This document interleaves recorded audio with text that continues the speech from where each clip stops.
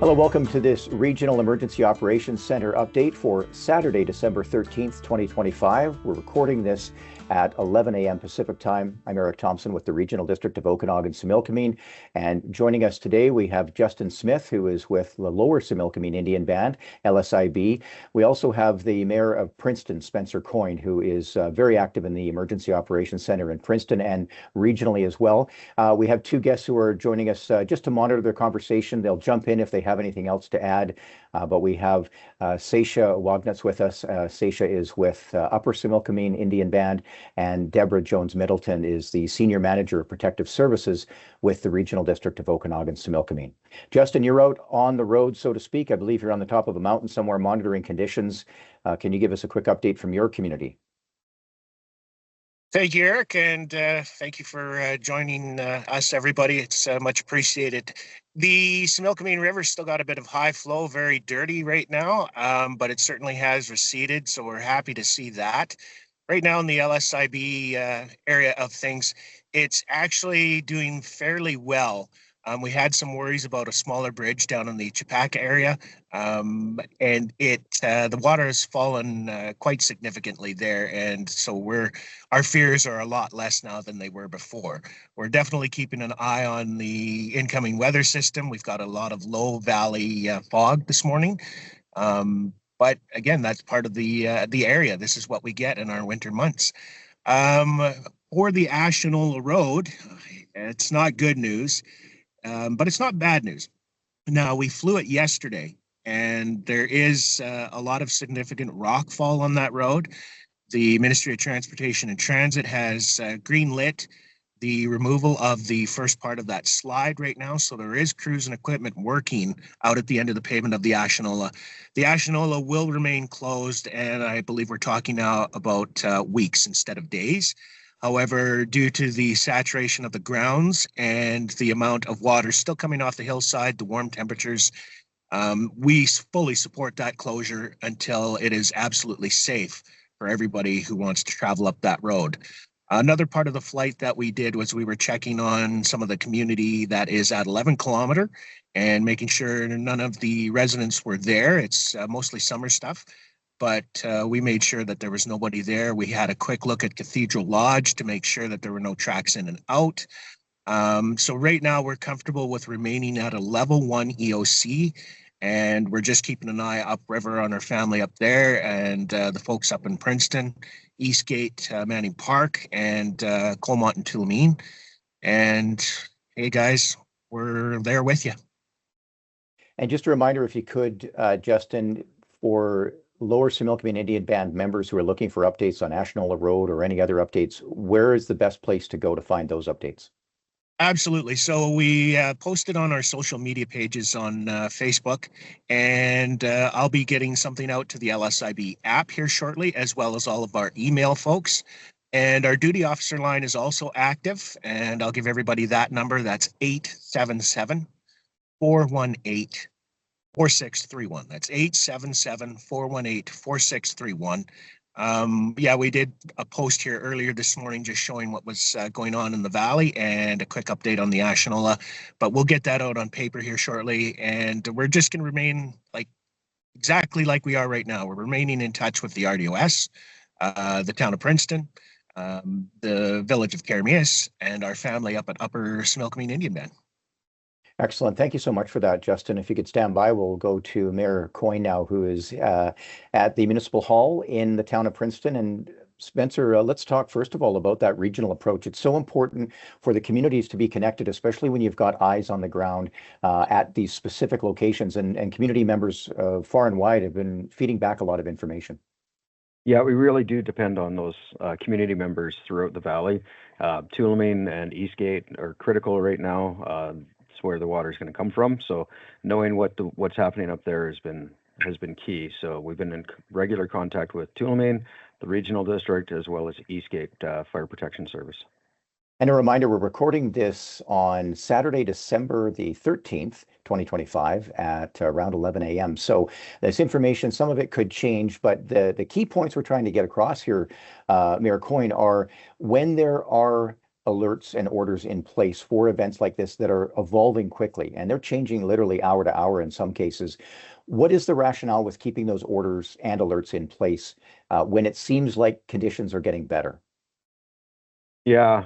So we had a big discussion about how we were going to move forward on this, and because there's a lull in between these two systems, we didn't want to just let everybody think that there was nothing to worry about. So rather than put it on, put it off, put it on and off, and put people in a state of panic, we thought it would be better this time around just leave the alerts in place, leave the orders that are in place. That way, when the next system hits us, which we're expecting Sunday night through to Monday, we'll be prepared. So on that, if you are listening and you are in an alert area, if you get an order, please evacuate immediately. Can we talk about that for a moment? And Justin, you may want to weigh in on this as well, is if an order is in place, an evacuation order, the idea simply is to protect life and make sure that if things get even worse, you don't have people who are trapped, which could affect them. It could affect first responders. But if conditions don't seem that bad, what should people be keeping in mind? If the local government said, we think you should be out of here because of safety, but people want to stay behind. Can you talk a bit about that and how it can be really challenging, as I mentioned, possibly putting first responders at risk? Absolutely. And the thing with alerts and orders are those are always issued under an abundance of caution. And you'll see this with any population, any government where people are very worried about their property or animals on the property or anything like that. And so they will want to stay behind.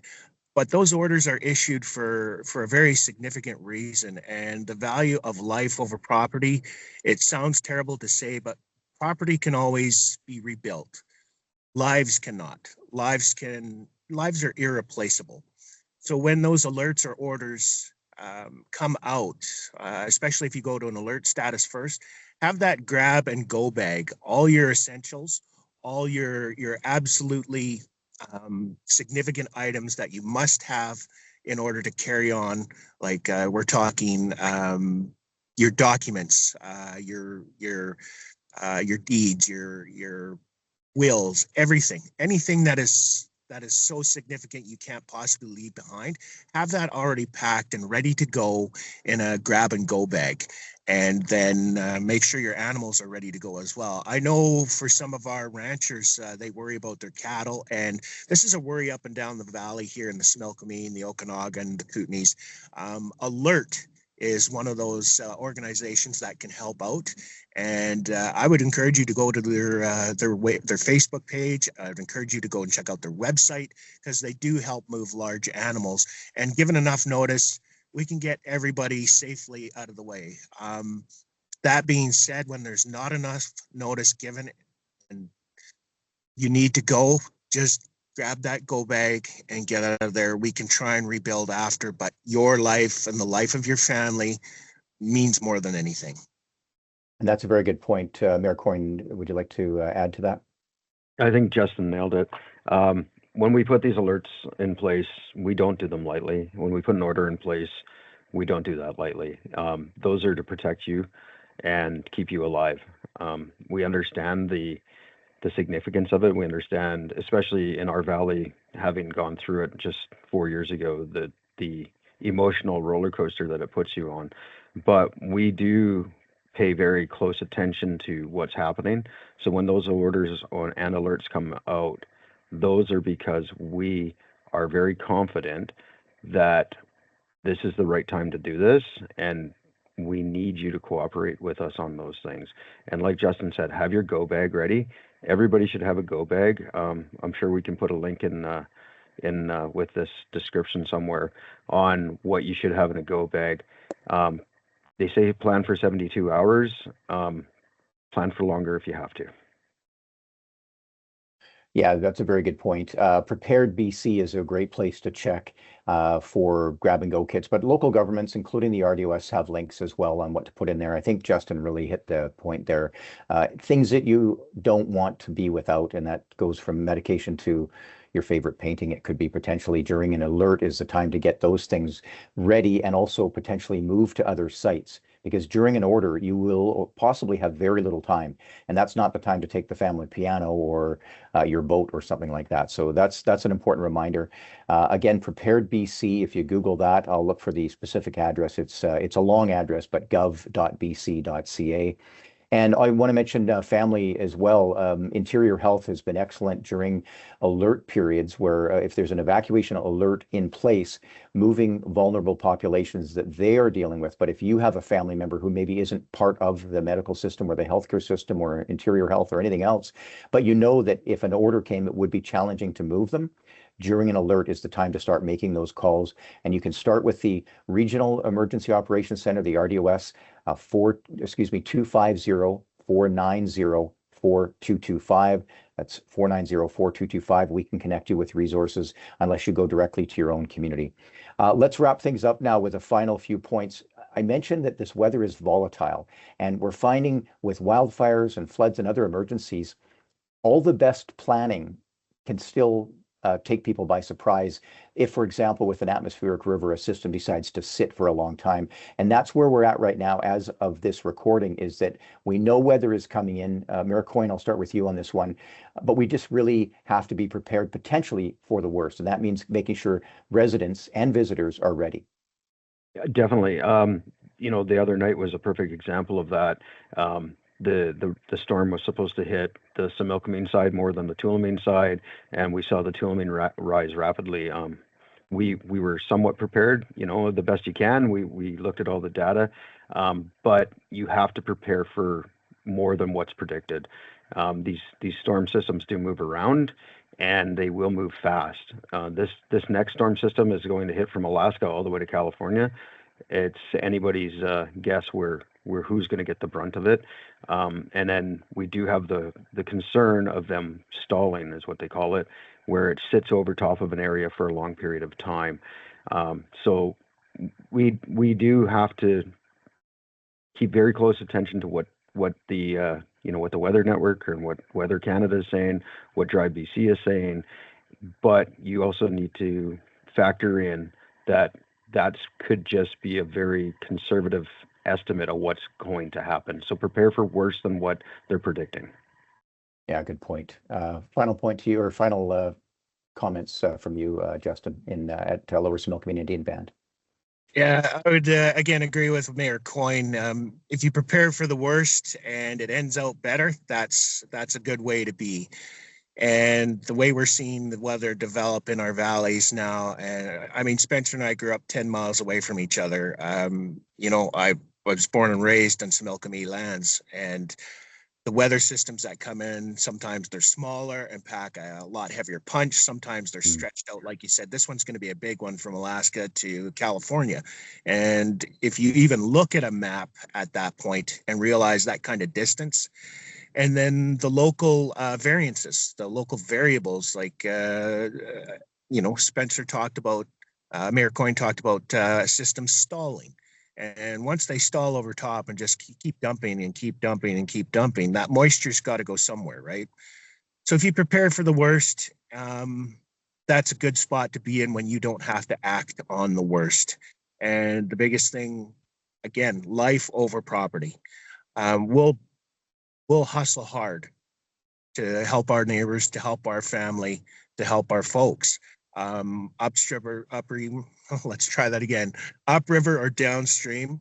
But again, then sometimes you have to pull back because, again, life over property. You're risking life that you don't need to risk. And you talk about firefighters, GSAR, ground search and rescue, EHS paramedics, local emergency management. They're going to fight for you, but there comes a point where they have to pull back because there is certain things like acceptable losses, but life is not an acceptable loss. That's an excellent point. And Justin, I want to mention as well, two things. One is the groups that you mentioned, including local firefighters. We've got the Fire Protection Society at Eastgate. We've got the Tulameen Fire Department and all of the volunteers from fire departments right across this region, first responders, ESS volunteers, emergency support services, and of course all the municipal staff and staff at Lower Similkameen Indian Band and Upper-Similkameen Indian Band and our other partners in this region. It is so important to have those people in place, but one of the key messages always is that residents also need to do their part to be prepared to protect themselves, because if things are happening fast, there can be some challenges. I want to mention two things really quickly. One is that if you're looking for information, whether it's links to where you can get help or the current evacuation orders and alerts, you can start with the RDOS website, rdos.bc.ca. Under Hot Topics, we've got an information release that's up right now. It's an EOC update from the region, and it lists some different links in it. One of them is for BC mental health and crisis response. We often, during these conversations, we forget to look after ourselves as first responders or emergency services people, but also for the public. It's so important. You know, if you're having some challenges living by yourself, if you're a senior, if you need help, you can certainly contact the RDOS Emergency Operations Center to start with, or your local government. But if you're just looking for someone to talk to, it's really important to know that is available. And I'll give you a quick number, 310-6789. There is no area code for that, 310-6789, and that is for the BC Mental Health and Crisis Response. I want to thank our guests here for joining us today. We've got Justin Smith from Lower Similkameen Indian Band, Mayor Spencer Coyne from the town of Princeton. We have two other folks who've been monitoring and listening in and are also working very hard behind the scenes. Seisha Wagnitz from, and I hope I'm saying that name right, Wagnitz from Upper Similkameen Indian Band, and Deborah Jones-Middleton, who is the Senior Manager of Protective Services. Unless either of our other two guests have anything to mention, we'll wrap it up there. But I again, really appreciate your time, and I appreciate you taking time to watch this as well. Any other final thoughts? Nope. Time to get back to work. You're out in the field, Justin, so you're probably going back to look at some creeks. And a reminder for everybody as well, just be aware. If you see anything, don't hesitate to call. If it's an emergency, go right to 911. Again, I'll remind you that we're recording this on Saturday, December 13th, 2025, approximately 11:25 as we wrap this up. If you're looking for the latest information, again, go to the RDOS website or your local website for depending on where you live. And stay safe out there. Thanks again for joining us.